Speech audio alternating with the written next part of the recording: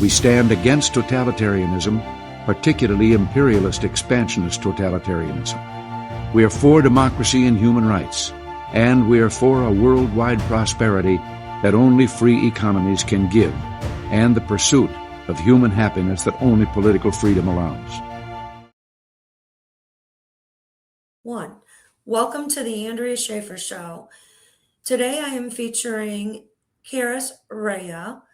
She is going to build upon our episode from yesterday with James Lindsay, and we're going to discuss some of the players within the woke right and why it's so concerning at this point in time.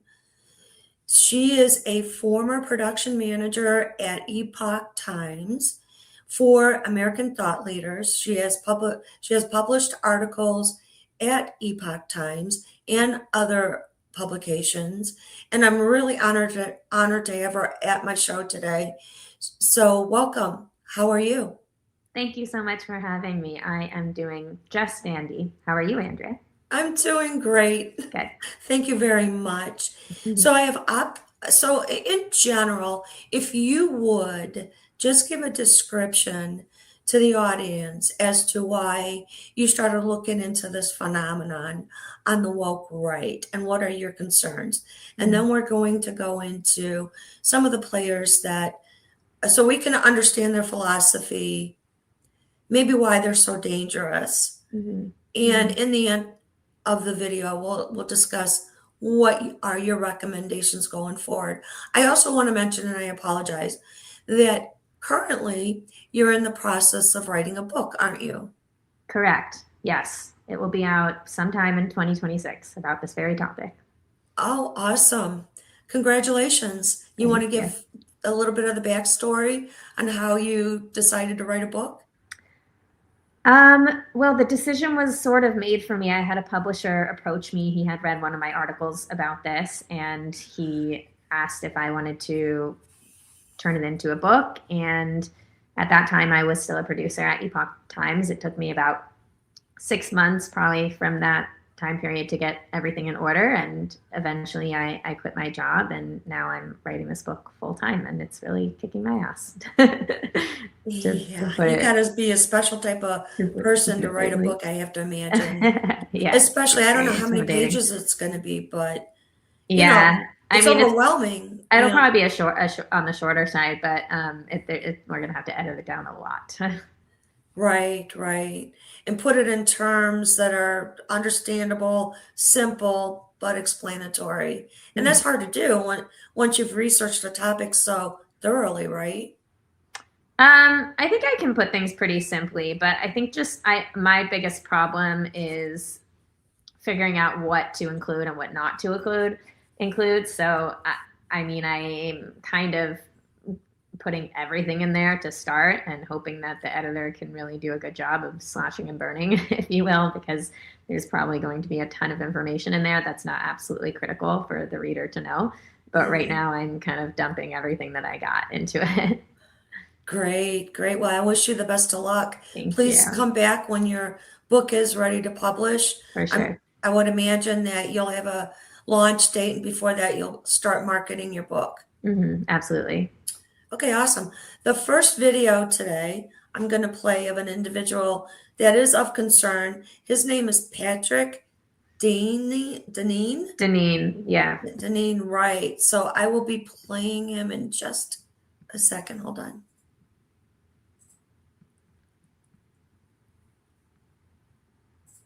Today's one of the defining features of our politics today, the divide between the many and the few, the divide between the elites and the populists, the divide increasingly between two parties that I identify as the party of the working class and the party of the elites, however we want to describe that. The elite class increasingly is committed to a world of ensuring and backstopping this ideal of equal liberty, both in its kind of political, in its economic as well as its social dimension. That we have effectively kind of two parties increasingly, and it's no longer really left or right. It's more the party of stability and the party of instability. The party that benefits from a greater amount of instability, the greater amount of equal liberty, and the party that doesn't benefit from this. So tell us, tell the audience what we need to know about this Patrick Denine. Well, I actually agree with that clip there that you played, and why I would consider Patrick Denine problematic, though not nearly as problematic as somebody like, say, Nick Fuentes, is because philosophers, intellectuals such as Patrick Denine are pushing what they call a post-liberal vision for America. People like Patrick Denine and Adrien Vermule and Karys Rhea and Nick Land, they come from different kind of they're the different nuanced positions, but they all agree that liberalism, classical liberalism, upon which this country is based, has completely failed. And therefore, we need a post-constitutional vision of America. Patrick Denine wouldn't necessarily call himself post-constitutional, probably somebody like Karys Rhea would, but I believe that he absolutely is post-constitutional, because he essentially, while he does not call for abolishing the Constitution, he subjugates it to basically a moral outcome. In other words, the Constitution is no longer the supreme source of American legitimacy. The legitimacy actually comes from moral outcomes. And so he basically treats our Constitution as incapable of sustaining the common good. Many of these post-liberals also call themselves common good conservatives, which if you know anything about leftist history, you know that the common good is frequently used as a marker of somebody who would be a communist, right? Or a socialist, and a collectivist, exactly. So I think that while Patrick Denine's diagnosis of our society as essentially socially fragmented and corrupted by elite rule and moral decay is largely accurate, it's what he wants to do about it that I find very problematic. And I look at it as sort of a door or a gateway drug into some of the more extreme actors or versions of the woke right that we see, such as the like Christian nationalists, right? The ethno-nationalists, or groups like the Groypers. So, I'm not a philosopher myself by any means. Philosophy kind of makes my head spin. But in terms of the increasingly watched or read Patrick Denine, that's why I find him problematic. And I think another reason why some of these scholars are problematic is because their books sound really good on paper, but then when you watch them like posting on social media in real time, or you watch who they are linking up with, who they are associating with, then you'll get a much fuller picture than just a book that you're reading. You'll see how they respond to like news stories in real time. And it's much, much, much more extreme than their philosophical treatise would let off, right? So then it kind of gives you a glimpse into how they would actually go about practically responding to some of the real specific things that are happening on the ground today. Exactly. Referring back to exactly what you just said is you can read what they write, but you need to listen to what they say on current events. And that goes back to when I first discovered David Sachs. I mean, not David Sachs. David Sachs, right? David Sachs, as in like at Columbia. Trump admin? Yeah. At Columbia, okay. Exactly. He is a puppet for all our adversaries. So I've definitely heard that one with regard to China for sure. Jeffrey Sachs. I'm sorry, I got that wrong. Oh, well, I've heard that with David Sachs too. Have you? Yeah, I mean, there was a whole story that was circulating about David Sachs that essentially he was against banning these AI chips to get to China, and it turned out that he was actually getting a cut of the chips, but I think it was from the UAE or something like that. So I don't know. That might be a topic for another day. Yeah, I definitely haven't heard anything about David Sachs being owned by like Iran or Russia or whatever, but I have heard that he has problematic links to China. But that I have not verified that. These are just rumors that I've heard myself. And I do think David Sachs is also problematic, though not nearly as problematic as Jeffrey Sachs. He was on an All In podcast, and he addressed those rumors that are out there right now. Now, I can't confirm or deny whether or not they're rumors, but he said he divested all his investments before he took the post at the White House. Good. So there wouldn't be any conflict of interest.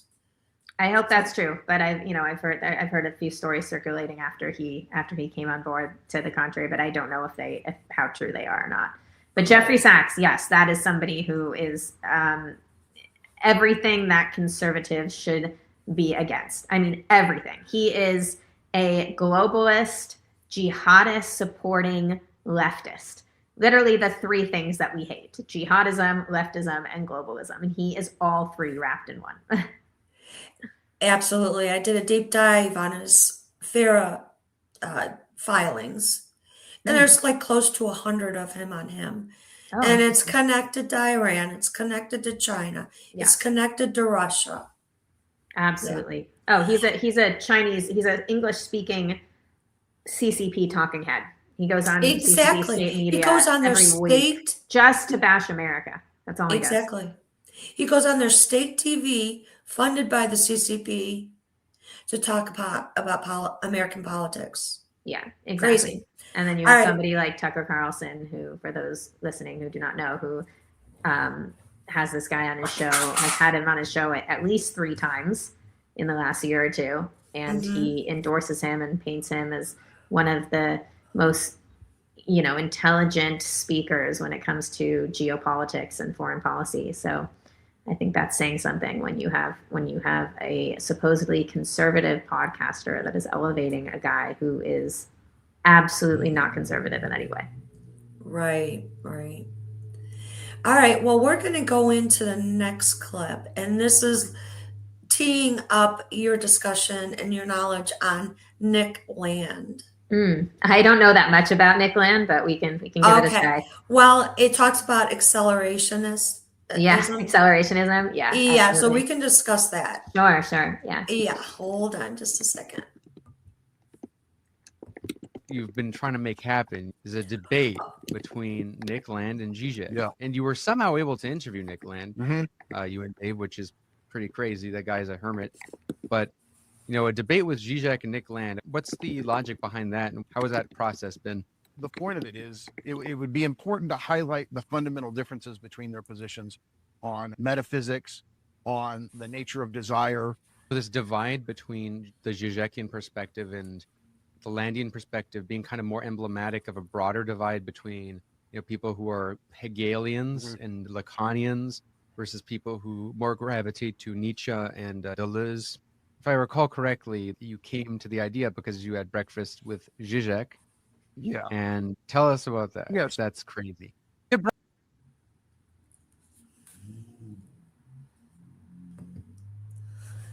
So that was Curtis Yarvin talking about Nick Land. It was hard for me to find a video on Nick. Oh, interesting. That's why I used that one. Interesting. Yeah, I mean, Nick Land, I feel like, is much more radical than Patrick Denine and Adrien Vermule in his post-constitutionalism. Like, from what I understand about Nick Land, he's a favorite of what they call the tech right or the dark enlightenment thinkers. So this is people like Elon Musk and Mark Andreessen and Peter Thiel. And that's essentially because Nick Land rejects all of our founding premises entirely, believing that there should be no constraints to technology or capital or historical forces at all. And he thinks that the constitutions the constitutional safeguards essentially need replacing. And what would they be replaced with? They would essentially be replaced with some sort of, technocratic dictatorship in Nick Land's view, as far as I can understand it. And in terms of what you were saying about accelerationism, this is really the core of his post-constitutional or post-liberal view. Okay, so I'm going to play a short video before you get into depth. Accelerationism, okay. Correct. So hold on just a second. You've been trying to make happen. Whoops, that's the same one. I debate apologize. Between Nick Land and Zizek. Yeah. And you were somehow able to interview Nick. Okay. I apologize. That was the same one. Okay. I didn't download the video, but I will. But go ahead.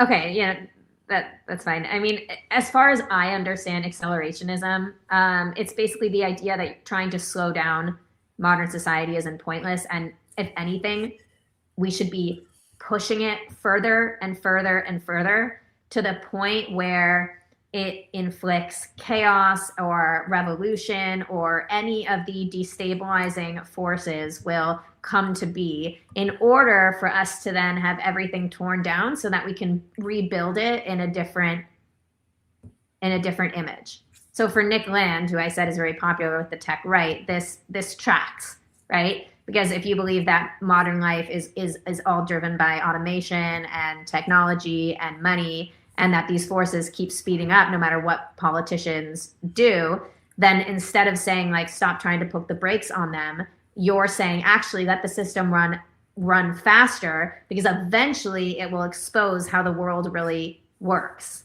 And I think that, like, how this ties into post-constitutionalism for Nick Land is that it will essentially bring about a crumbling of our, antiquated liberal founding and our principles in order to usher in this new tech-driven government, which will essentially function like an elitist dictatorship. And also it completely disregards fundamental principles like the rule of law, or constitutional limits or regulation. Like these things in a Nick Land vision of the world would just be completely null and void. So I found a video of somebody critiquing Nick Land's accelerationist views. Oh, nice. Yeah, and I found they it. probably do it much better than I do, because I'm, like I said. Oh no, you I'm did not a an expert on wonderful these job. topics. It's animated. So, and what Okay. I thought was interesting about it is they use like they used a sci-fi fiction movie from the 1970s, Mhm. which is, I don't know. I don't like sci-fi movies myself. I just thought that was kind of strange. Is that the way they think? I don't know. I think in a lot of ways they do. Let me play it. Let's just amuse you and the audience.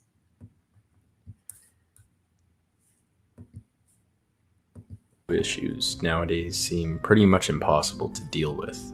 Whether at the individual or collective level, it's honestly hard to imagine a way out of inequality, pollution, human rights violations, and any other assortment of dread-inducing buzzwords.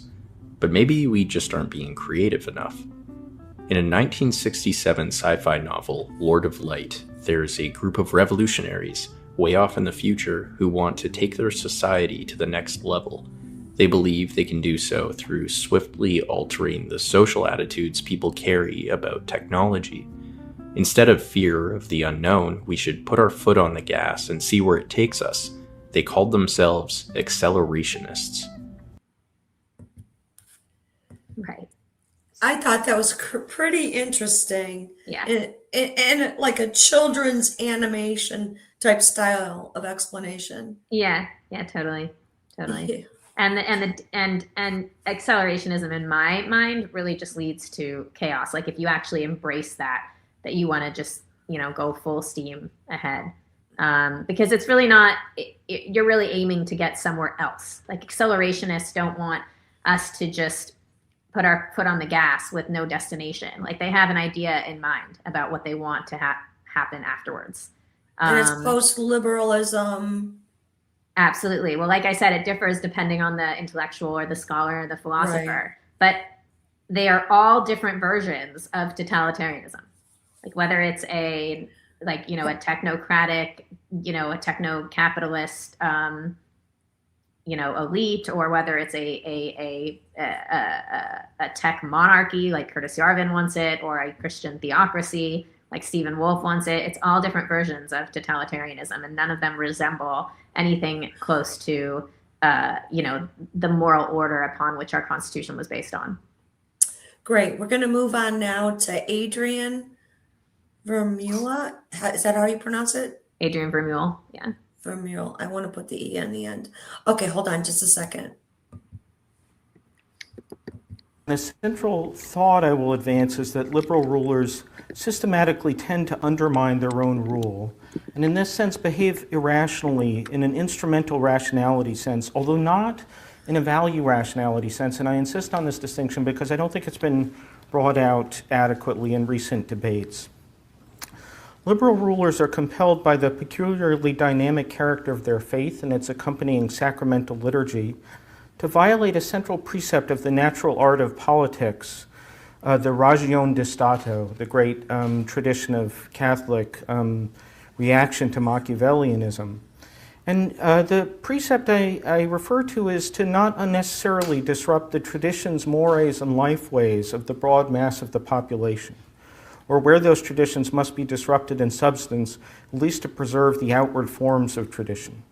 Liberalism, in my view, is incapable of respecting this constraint because to do so would betray its inner nature. Yeah, I'm not really sure what the difference is between Adrien Vermule and Patrick Denine. It seems like their ideas kind of go hand in hand. Everything that I've heard about Adrien Vermule kind of mirrors what Patrick Denine says, which is essentially that while they don't reject the constitutional outright, that they believe that it shouldn't function as like a binding constraint on political authority. And essentially it is, like I said, it is subjugated to what they believe is more important, which is these common good moral outcomes, right? Common good collectivism. Yeah.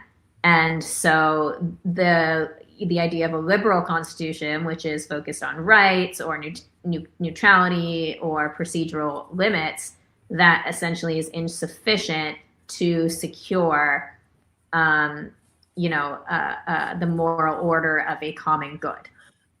And he believes, and like I said, I agree with him. I agree with Patrick Denine's diagnosis, and just like I agree with Adrien Vermule when he says, constitutionalism in many ways has been hollowed out and replaced by this kind of administrative governance, or what people would more likely call like the deep state.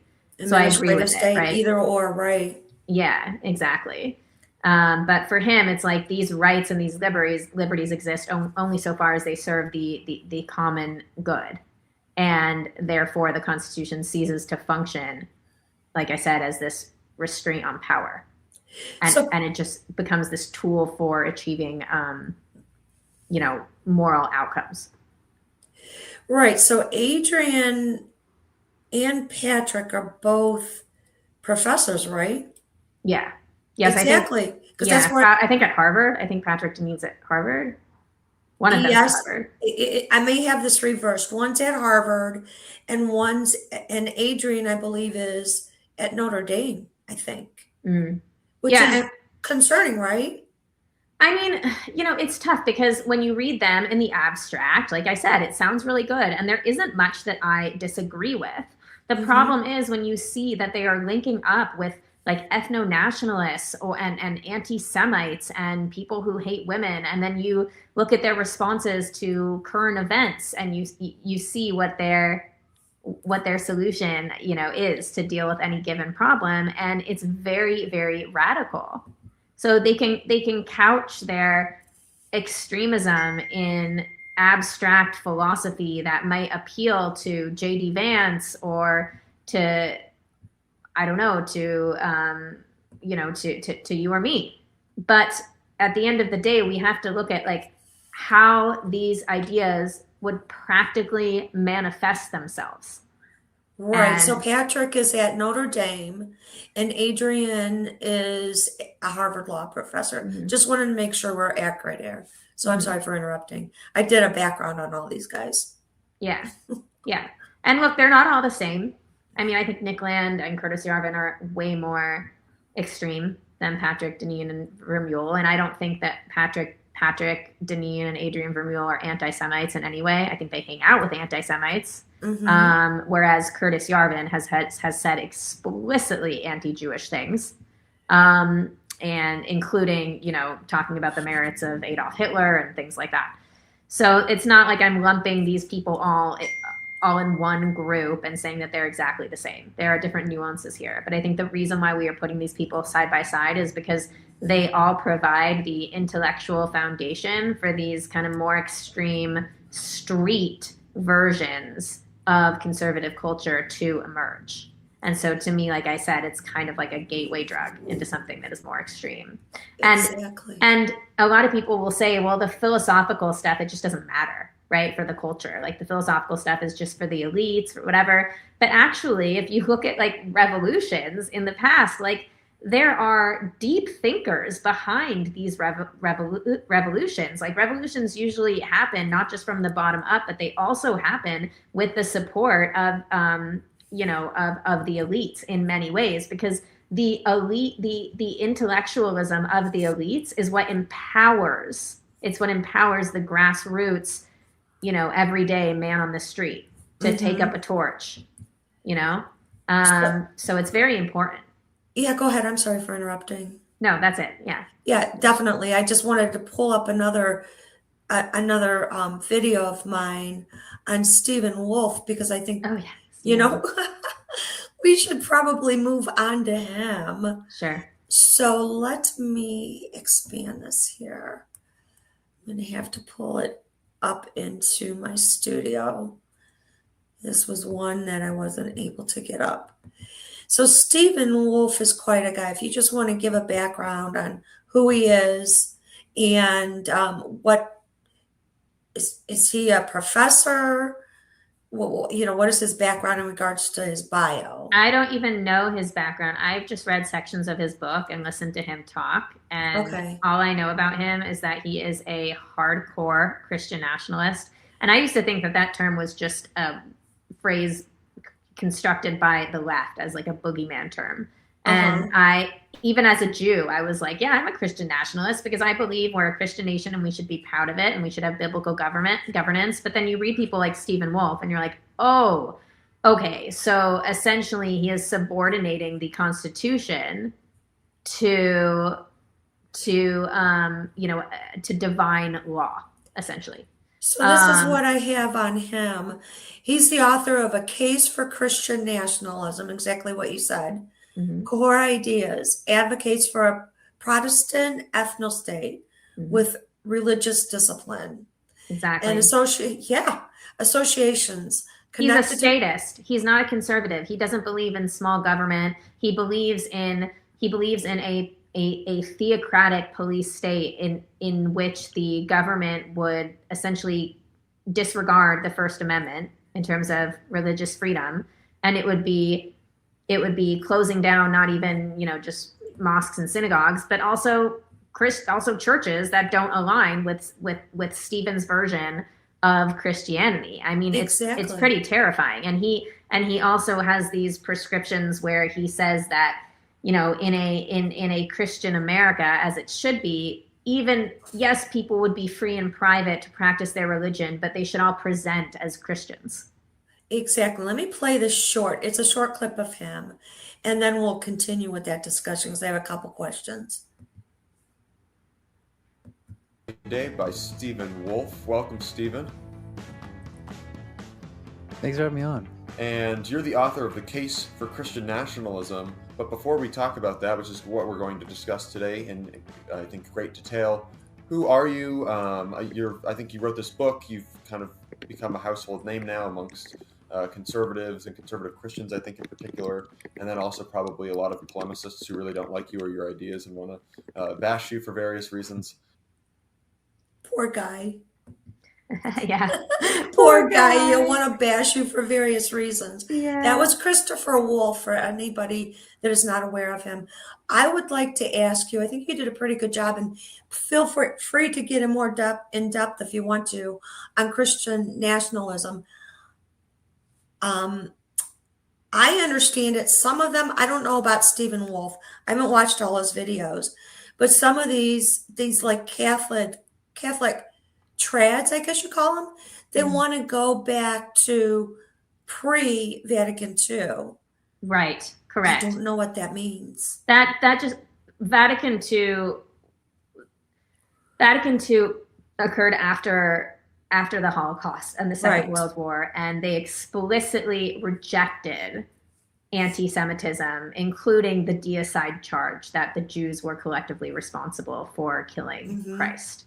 So now we see. Wait, that makes the connection for people who reject Vatican II and Nostrate, whatever the document is outlining, this decrying of anti-Semitism, essentially believes that they believe that the last good pope was what was called Hitler's pope, essentially. Yeah, I saw that too. Does that explain where we have some people on the right supposedly they're always raising their fist and saying Christ is king?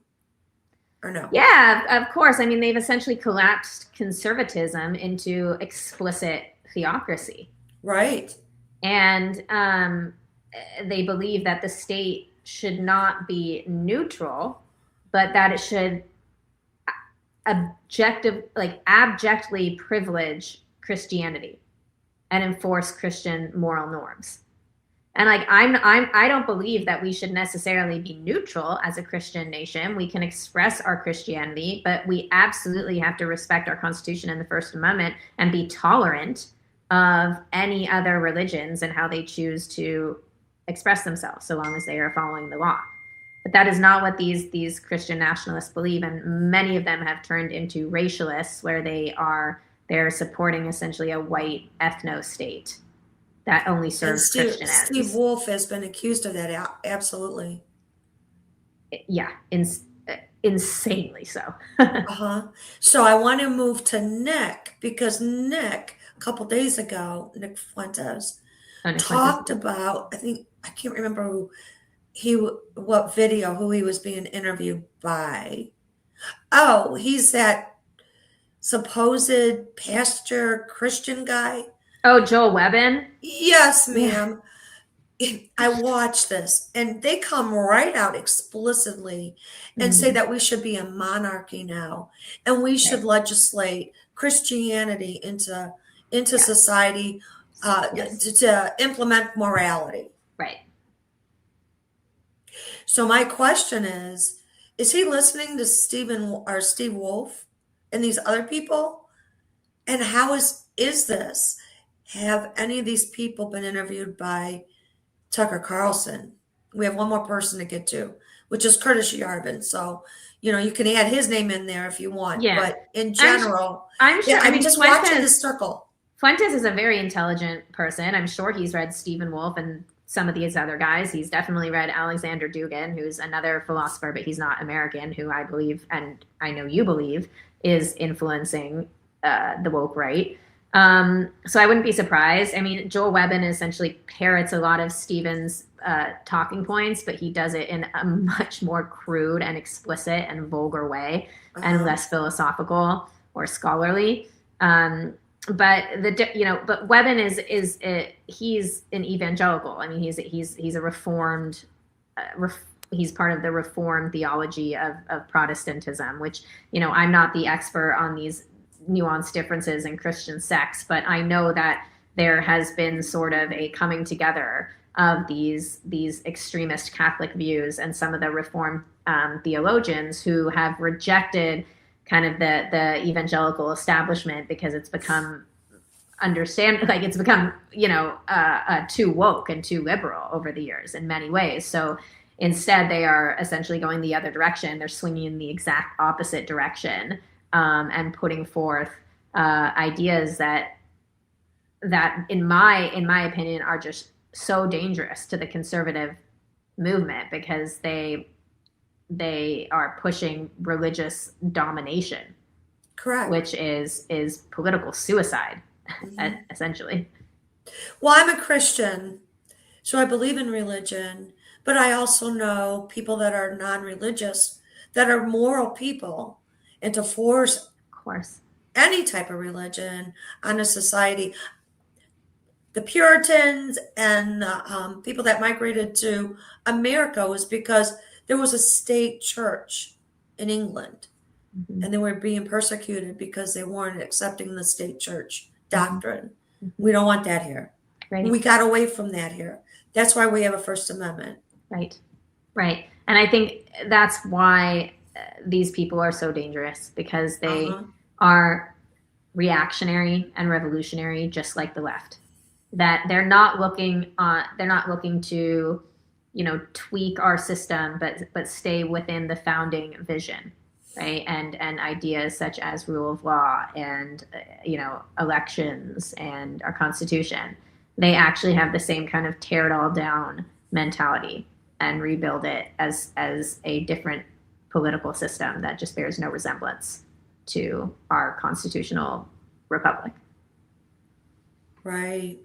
So the last person I want to get into, and then we'll have some comments as far as what direction do you see this phenomenon going, and what are some solutions that we can, help promote, get out there. What would you, what are your recommendations? So we'll go from there. I'm just going to pull up Karys Rhea, just for people that are not familiar with him. We played this video shortly, about a half an hour ago, and then I probably will cut it off a little bit before the end. You and Dave, which is pretty crazy. That guy's a hermit. But, a debate with Zizek and Nick Land, what's the logic behind that, and how has that process been? So just for the audience to know, Karys is on the left there. The point of it is, it would be important to highlight the fundamental differences between their positions. He looks like a Napo baby to me. On the nature of desire. Wait, you're saying in this So video? I don't think between either of these people the are Zizekian Karys perspective Rhea. and the Landian no? perspective being kind of more. No, Karys Rhea is like he doesn't look like that. Oh, okay, because I looked at a picture of Karys to confirm whether or not that was him on the left. It could have been when he was younger, maybe. I mean, he'd have to have been Okay, anyway. a lot younger, maybe. Okay. Go ahead. Wait, you're saying what is the left? What is my? I mean, he's definitely not the bald guy. And in terms of No, the other guy with the but dark he looks. hair. I mean, that looks like him like 20 years ago, maybe. Yeah, exactly. Okay. Yeah, maybe it is him. I mean, when I hear him talk, I've only heard him like recently, but he has longer hair, but he doesn't look quite like that. Oh, okay. That may have been, I apologize. That may have been Curtis Mills. So let's move into Karys Rhea. Okay. Go ahead. Who is Karys Rhea? Well, the question of where Karys Rhea comes from, is something I would actually like to know. I think he was part of that like delicious taco scene like back in the day in New York City. And I was also told that he studied in a Dugan school in Israel, actually, which I would like to verify. And he definitely subscribes to a lot of Dugan's ideas about multipolarity and, Eurasianism or whatever it's called, a lot of that kind of stuff. But Karys Rhea essentially advocates for a monarchy. Like he explicitly rejects the U.S. Constitution as basically, a functionally dead project. Yeah, he wrote key writings include Unqualified Reservations. He's associated with Peter Thiel, J.D. Vance, and Blake Masters. Somehow he got in touch with Peter Thiel, and Peter Thiel brought him around to all these parties and these events and these conferences, and he started gaining purchase among conservatives, and people like J.D. Vance like him, and Orrin McIntyre at The Blaze is like obsessed with him. But Karys Rhea, I mean, if you listen to him, like if you read him, it's one thing.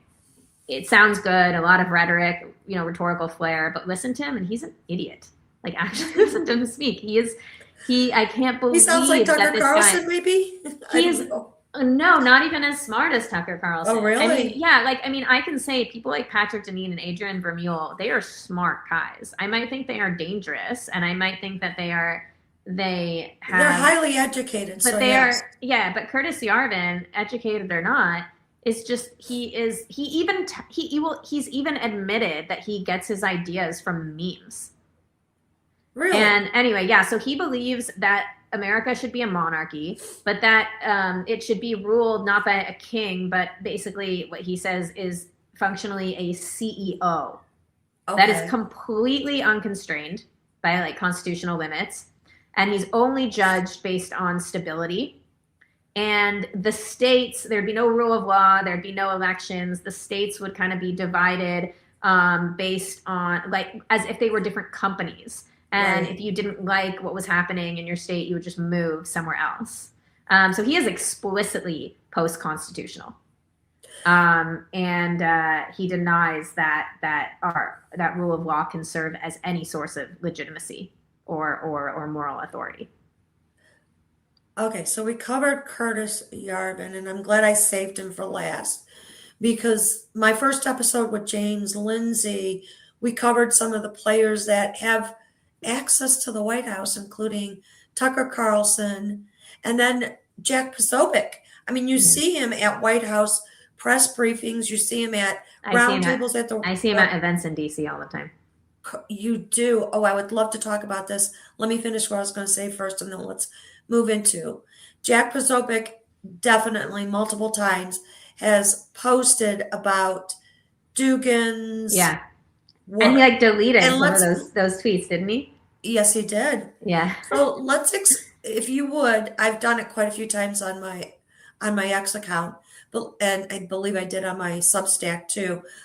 But why don't you go ahead and explain a little bit more on who is Dugin and why is it so dangerous that we have somebody that is a host of TPUSA, a main figure, one of the main figures, Jack Posobiec, posting about Dugin, and then he goes on to the Steve Bannon show all the time. And people used to watch Steve Bannon a lot when the censorship was here. And after Steve Bannon started really covering the COVID vaccines, and when he started inviting on Naomi Wolfe. So it attracted a lot of two similar groups, MAGA and MAGA, to his program while we lived through the censorship years. Yeah, absolutely. Yeah. As far as I understand it, Dugin is considered a joke in Russia. He's known as Putin's brain, but anybody who's really studied him doubts that he is in fact in any way shaping Putin's policy, that in fact he is a arm of Russian military intelligence and he's just doing their bidding. Correct. But yeah, as far as I know, like Russians think it's hilarious that this guy goes on Tucker Carlson or Steve Bannon because he's just considered a joke there. And it's hilarious that conservatives here are into him because he is explicitly anti-American. His entire worldview is built in opposition to the post-World War II American-led unipolar order. He believes in what's called, in his book, Fourth Political Theory or whatever, he believes in multipolarity, which is a world in which superpowers reign supreme over their respective regions. So yes, America could maybe have the Western Hemisphere, but then Russia would control Europe, and China. Right. Yeah, exactly. Mm-hmm. And China would control Asia. And I think the reason why he's fooled so many conservatives into believing his propaganda is because he also happens to be a Christian, right? And he opposes, liberal universalism. So he plays LGBTQ. Exactly. So he's pushing the buttons, exactly, the right buttons with the right people exactly on the conservative American scene. Right. Exactly. Exactly. When in reality, he just wants to weaken America to the point where it is indistinguishable from Canada or any like Western European country. Right. And he completely rejects America's claim to moral legitimacy altogether. So and also like he just lies, right? He talks about how Russia is a proud Christian country. It's all lies. It's all lies. And he explicitly wants to end American dominance in every sphere, not just militarily, but he also wants to end American economic hegemony, right? Capitalism. Exactly. And America is portrayed as like the one obstacle to his vision of civilizational blocks succeeding, essentially. Right, right. So, it's quite concerning with Jack Posobiec connecting and posting about Dugin's work. And he's hard to, not Jack, but Dugan is really hard to understand.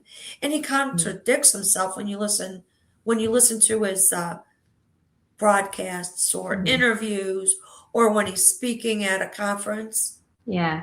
And he has a really weird history. He like flirts with the occult, and he has like weird like satanic merchandise in the background when he's talking. Does he? I mean, yeah, he wrote very weird essays back in the day, some would say that were supporting, satanic ritual and all this kind of stuff. But I mean, one thing is absolutely clear. He rejects sovereignty, separation of powers.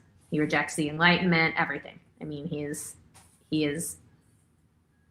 not a guy that conservatives should be listening to. Wow. So we're getting towards the end of your time that you're available today. So I want to ask you, is there anything that I haven't asked you, we haven't covered, that you would like to bring up right now? And then we'll move into what do you see going forward as far as this movement, and what can we do about it as far as the grassroots people, the people in the know, the people that are educated about this threat, whether it's elected officials or just people like you or me? I think the one thing that we can do is start holding J.D. Vance accountable. And we need to know, looking forward, if he's going to be the presidential nominee, then we need to demand right now, we need to start demanding to know what direction he will govern in. Will he truly govern in Donald Trump's legacy? Like, will he truly embrace a doctrine of, moderation and peace through strength? Or is he going to go in the Stephen Wolfe, Curtis Yarvin, Tucker Carlson direction, which is more of an authoritarian, and again, what I argue is a post-constitutional way of governing? And I think that we need to just be much more critical of him and not just accept that because he's the Trump's VP that he's going to govern like Trump did. Okay, so then I have a question for you on that. Sure. When you say that we need to hold J.D. Vance accountable to clearly defining what he believes in respect to I'll call it the Trump doctrine when it comes to domestic and foreign policy, and potentially denouncing some of these associations, let's just put it that way. You are in Washington, D.C. a lot, and you said that you see I live here. Jack Posobiec, right? A lot. He's in those circles. I don't even think Jack lives here, but I just see him at events. I see him at MAGA all events. the time. A lot of MAGA events, actually. Exactly. Mm-hmm. So that's why I brought up Steve Bannon, and when he covered COVID, and Naomi Wolfe, it kind of brought a lot of that crowd in too. So what I wanted to ask you is, holding J.D. Vance accountable and then moving to Jack Posobiec, what are you hearing when you're in Washington, D.C., as far as Jack Posobiec and holding the administration, J.D. Vance, accountable to clarify what their positions are? Maybe it's a route through him. Maybe it's a route through USA. Maybe it's a route through another nonprofit. I don't know. I don't really hear much about Jack Posobiec here. I think he's probably much bigger online. I don't think he has that much sway over the political class here. Maybe he does, but if he does, it's happening behind the scenes, and it's way above my pay grade. But in terms of what we can do, I mean, we need to start gatekeeping. And I know that everybody in this identitarian right-wing movement will say that I am calling for cancel culture and for banishment of certain ideas. But you know what? Like, that's what makes conservatism. That is what we have done since the beginning of our establishment. Is we have set forth a set of principles. We put down a set of principles that we adhere to, and we can disagree about specific issues. We can disagree about Israel. We can have debates about immigration, and we can have debates, about economics, right? And not every conservative has to meet every single mark on every single political issue. But if you do not subscribe to the principles, the values, and the worldview that conservatives have set forth, then you can do your own thing, but just don't do it under the guise of MAGA or America First or the Republican Party. Just do it with your lefty friends that you're already hanging out with, right? And just admit that your worldview more closely aligns with theirs than it does ours. And that's all we're saying. We're not saying that you should lose your livelihood or you should lose your platform. We're just saying that you have a very different, you don't have a patriotic worldview. You don't have a constitutional worldview, So I would say that we have to get much better about gatekeeping. We let in a lot of people, which probably helped us win the election in terms of, the MAGA movement and everything like that. And I think that what was largely accepted then and why it was okay was that, MAGA had certain ideas that it brought with it, including, immigration and building an industrial base and getting rid of wokeness and everything.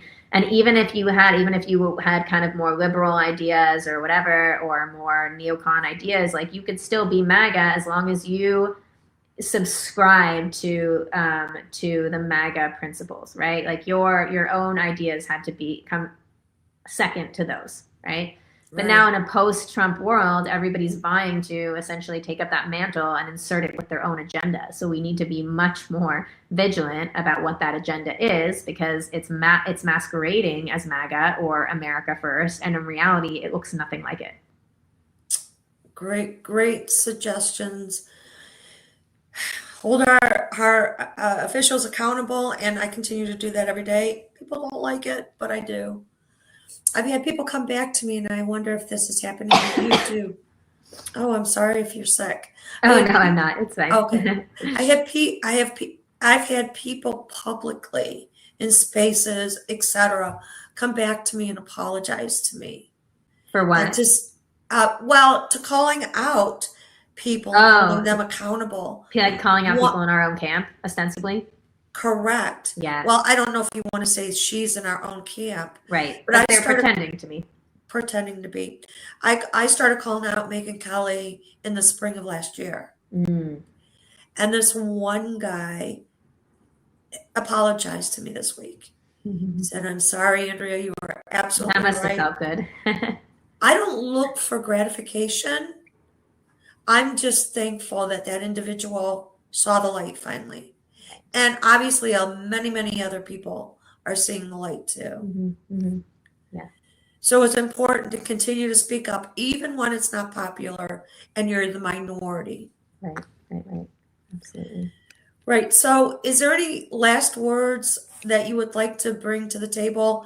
Last subjects subjects or people that we haven't covered before we end tonight? I would just say thank you for having me on. I love your videos and your X posts, and anybody can find me on X. It's my last name and my first name, so just my name switched at Rhea Karys. And if you shoot me a DM with your email, I can put you on my mailing list, but it's not for the faint of heart because it's literally like an email every day, 5 days of the week, so it's a lot. But if you want to receive an email with three articles, if you want to get like about 2 to 3 articles a day, then feel free to shoot me a message with your DM, and I'll sign you Yeah, up. I have separate emails depending on which business it is, because this is not my only venture right now. If it's my personal, if it's my really, really personal one, where all I want to get is information pertaining to me that I have to address right away so I don't get spam or junk mail. Yeah. So yeah, I would love to read what you do release every day. I'll just have to select which email it's going to be. No problem. How can we find you? Where can we find you? Yeah, I would just say X is the best way, because I don't have Facebook. I keep my Instagram private, so it's not really political. I mean, I sometimes post political stuff in stories, but it's really just for family and friends and travel and stuff like that.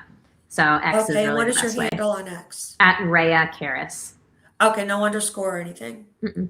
Just type in your name that you see on, like you see on the screen. And flip it. For my audience. Pardon? And flip it. So instead of at Karys Rhea, it's at Rhea Karys.